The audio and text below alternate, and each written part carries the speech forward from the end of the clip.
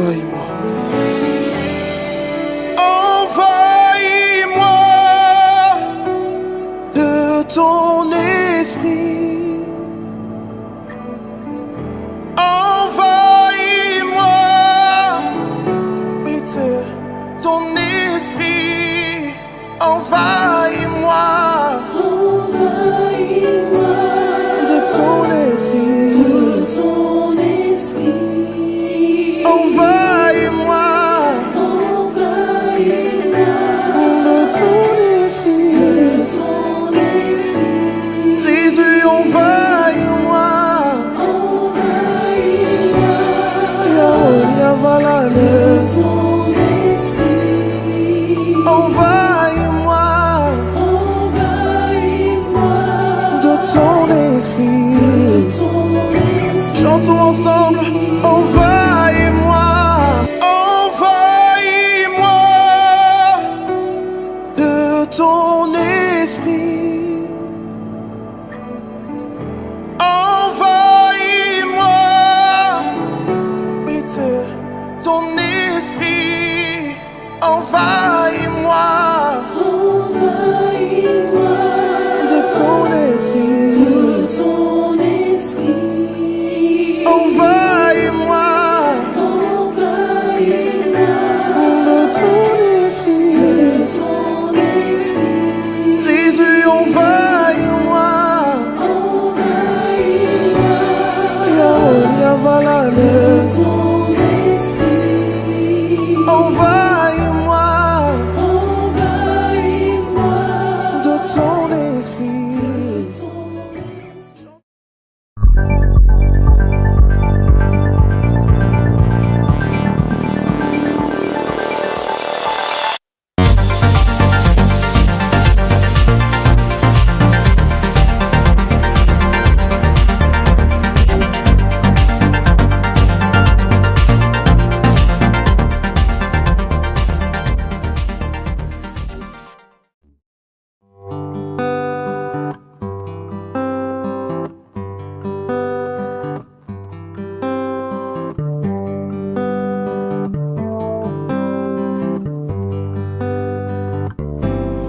The Lord, my rock, in Him I hide, my shelter in the time of storm.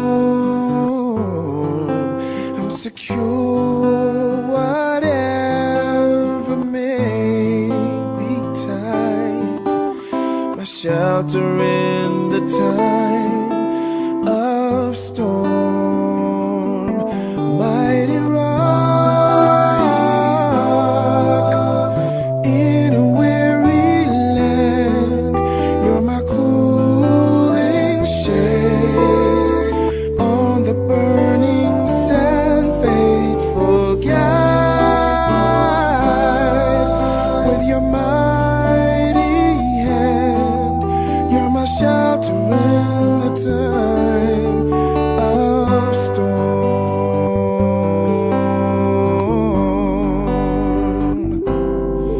You're my shade by day, defense by night, a shelter in the time of storm. For you have put all my enemies to flight, my shelter in the time of storm. Mighty rock in a weary land, cooling shade on the burning sand, faithful guide. With your mighty hand, a shelter in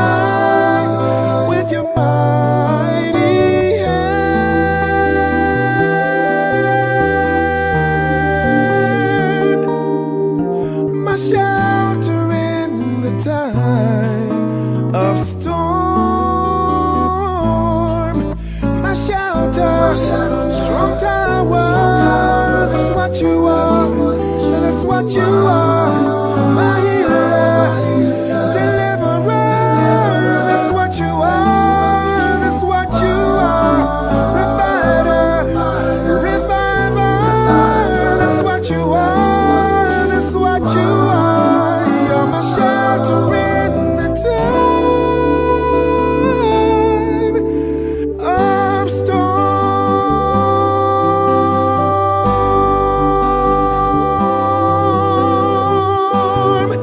Yes, in the time of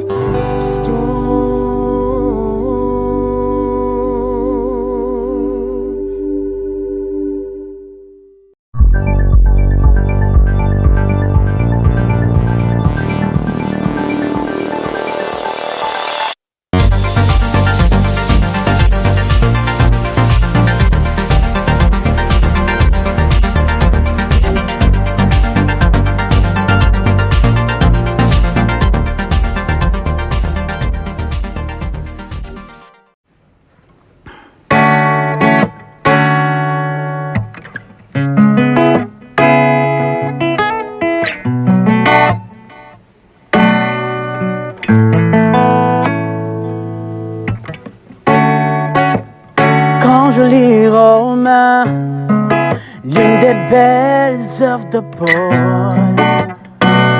Oh yeah. Je vois la détermination, je vois le courage pour l'évangélisation. Je voudrais faire de même pour proclamer le nom de Jésus. C'est mon plus grand désir. Je voudrais faire de même pour proclamer le nom de Yahweh. Oh yeah. Je voudrais m'en aller pour le gospel act. C'est mon temps de proclamer le nom de Jésus. Je voudrais m'en aller pour le gospel act. C'est mon temps. I will go. Oh.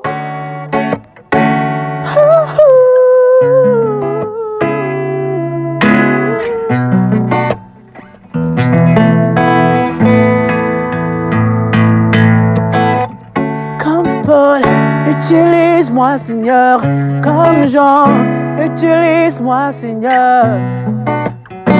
C'est mon plus grand désir. Comme Paul, utilise-moi, Seigneur, comme Jean.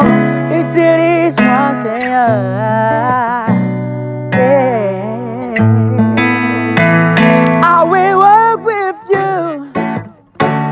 I will work with you, God. I will walk with you.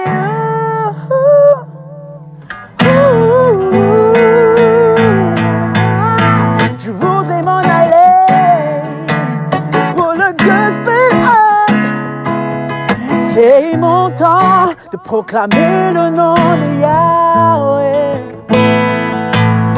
Je voudrais m'en aller pour le gospel act. C'est mon temps, I will go.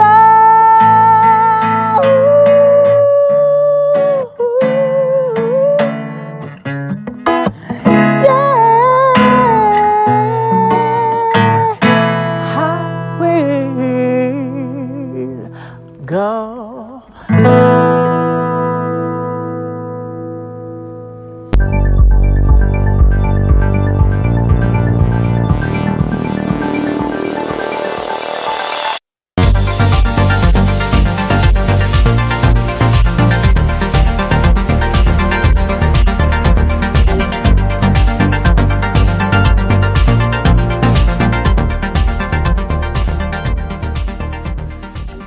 Amis internautes, frères et sœurs dans le Seigneur, Le vulgaire passage que nous avons à faire sur cette terre n'est que peine et misère. On a beau avoir la louange de ceux qui nous entourent par rapport à la qualité de vie que nous dégageons.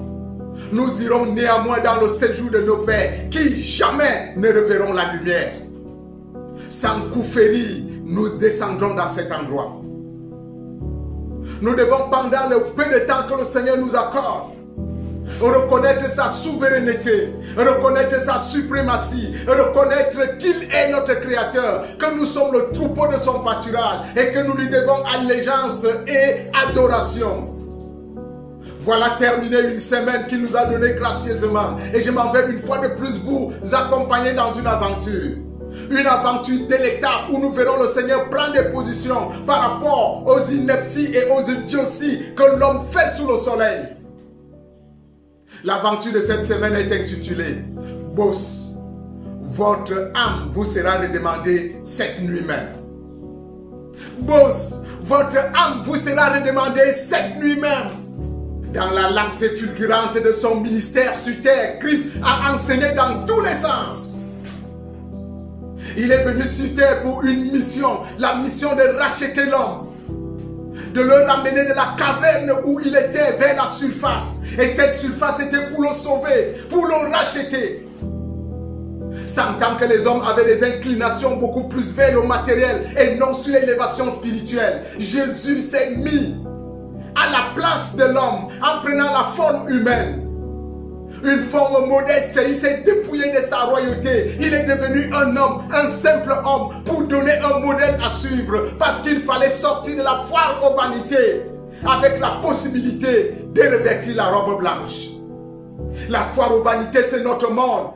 Notre monde et ses objets qui nous inclinent de plus en plus à commettre des inepties. Alors qu'un homme s'est approché de Jésus pour solliciter de sa part un arrangement à l'amiable d'un conflit matériel, Jésus, pour trancher cette affaire, a utilisé une parabole. Une parabole pour démontrer à l'homme que la vie d'un homme ne dépend pas de ses biens, fut-il dans l'abondance. Oh oui, même si nous sommes sur la surabondance, sur la superabondance, notre vie ne dépend pas de ce que nous contentons, de ce que nous nous contentons avoir. Dans le prolixe évangile selon Saint Luc, en son chapitre 12, à partir du verset 15, je lis ceci. Puis il leur dit, c'est Christ qui s'exprime, gardez-vous avec soin de toute avarice, car la vie d'un homme ne dépend pas de ses biens, fut-il dans l'abondance. Il est écrit, et il leur dit cette parabole. Les terres d'un homme riche avaient beaucoup rapporté. Et il raisonnait en lui-même, disant, que ferai-je, car je n'ai plus de place pour serrer ma récolte. Voici, dit-il, ce que je ferai. J'abattrai mes greniers, j'en bâtirai de plus grands, j'y amasserai toute ma récolte et tous mes biens. Et je dirai à mon âme, tu as beaucoup de biens en réserve pour plusieurs années. Repose-toi, mange, bois et te réjouis. Oui, il est écrit, mais Dieu lui dit insensé, cette nuit même, ton âme te sera redemandée. Et ce que tu as préparé, pour qui cela sera-t-il? Boss, cette nuit même, ton âme te sera redemandée. En d'autres termes, patron, cette nuit même, ton âme te sera redemandée. Les hommes, dans leurs envolées de grandeur de plus en plus affirmées, commettent des erreurs inexcusables. Ils font des faux calculs. Ils croient que c'est la sécurité matérielle, c'est la sécurité en argent qui fera la solidité de leur vie. Ils ignorent qu'ils sont faits de la main de Dieu. Ils ignorent que Dieu a le secret de la vie, le souffle de vie est entre ses mains. Il peut l'enlever quand il veut. Il peut le conserver comme il peut. Les hommes dans leur envolée de grandeur affirmée, comme je venais de le dire, pensent que la prospérité est capable de les amener jusqu'à la gare. La gare, c'est quoi? C'est l'éternité. Ils font confiance à la sécurité médicale. Ils font confiance aux examens médicaux, aux check-up médicaux. Ils font confiance à leur banque et à leur compte bancaire. Ils font confiance à leurs immeubles. Ils font confiance à leur background intellectuel. Comme si c'était des choses qui pouvaient protéger l'homme de la mort. Manger, boire et se réjouir à la fin d'un travail bien fait n'est pas une chose mauvaise. Dieu n'en discute pas. Au contraire, c'est un don de Dieu de consommer le fruit de son travail. Mais manger, boire et se réjouir à la manière du boss de la parabole qui disait « J'ai des biens en abondance, en surabondance pour plusieurs années. Je vais désormais me reposer, manger, boire et me réjouir. » C'est ça l'acte qui permet à Dieu de prendre position parce que c'est un acte d'orgueil. Oui, c'est un acte d'orgueil. Parce que quantité de personnes fortunées pensent que la sécurité vient de ce qu'ils ont amassé. Alors que le boss de la parabole avait fini de s'exprimer de cette manière. Le propriétaire de la fibre de la vie, le propriétaire du souffle de vie a décidé autrement. Il a dit, boss, cette nuit même, je reprends ton âme. Et ce que tu as amassé, à qui cela servira-t-il? Ou alors, à qui cela deviendra propriété? N'ayez pas d'inquiétude ni de soucis à propos des choses de la vie temporelle. Oui, n'ayez pas de soucis ni d'inquiétude à propos des choses temporelles. Le bien-être de l'âme vaut plus que la nourriture et la boisson. Le progrès en esprit transcende de loin le besoin de vêtements. Avec l'apôtre Jacques, nous allons vous accompagner à la fin de cette réflexion. Jacques, le chapitre 4, à partir du verset 13, il est dit: à vous maintenant qui dites, aujourd'hui ou demain, nous irons dans telle ville, nous y passerons une année, nous trafiquerons et nous gagnerons. Vous qui ne savez pas ce qui arrivera demain. Car qu'est-ce que votre vie? Vous êtes une vapeur qui apparaît pour un peu de temps et qui ensuite disparaît. Vous devriez au contraire dire, si Dieu le veut, nous vivrons et nous ferons ceci ou cela. Voilà la position de celui qui reconnaît l'inanité de la vie, qui reconnaît qu'il est poussière et souffle, qui reconnaît qu'il y a quelqu'un qui est mort pour le racheter. Il ne fait pas de plan de manière à attaquer la fibre sensible de la miséricorde de Dieu. Il fait des plans en combinaison avec la miséricorde de Dieu. Bon, cette nuit, ton âme te sera redemandée. C'est un échec crucial. C'est un fiasco retentissant. Que le Seigneur retire votre âme parce que vous vous êtes élevé enorgueillé devant lui. Alors que nous avons terminé cette semaine et que le Seigneur nous a donné la grâce de parcourir chaque jour de manière à pouvoir entrer dans ce sabbat, reconnaissons qu'il y a un seul boss, celui qui donne l'âme et qui la retire.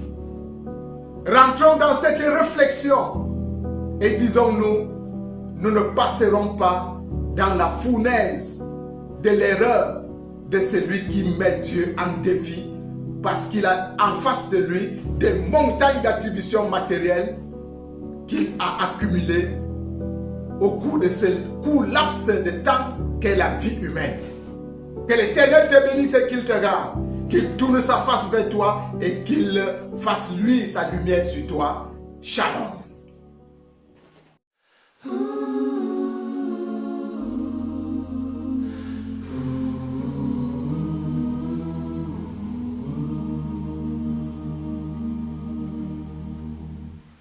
Je t'exalterai, Seigneur, parmi toutes les nations. Je célébrerai, je chanterai ta gloire, car ton immense amour s'élève jusqu'aux nues. Ta fidélité jusqu'aux cieux. Seigneur, élève-toi au-dessus des cieux, que ta gloire remplisse l'univers. Seigneur, élève-toi au-dessus des cieux, que ta gloire